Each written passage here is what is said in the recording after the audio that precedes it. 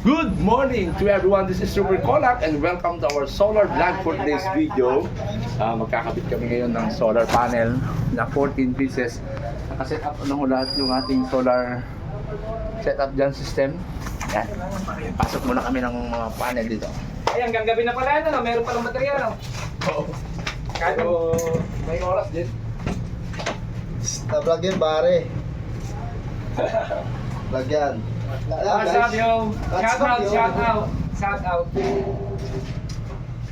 Ate, naka-vlog na. Oo, ka-vlog.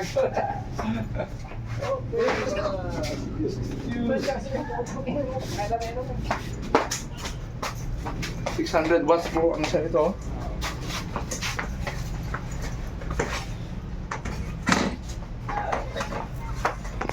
Yung ating pong inverter ay 8 kVA.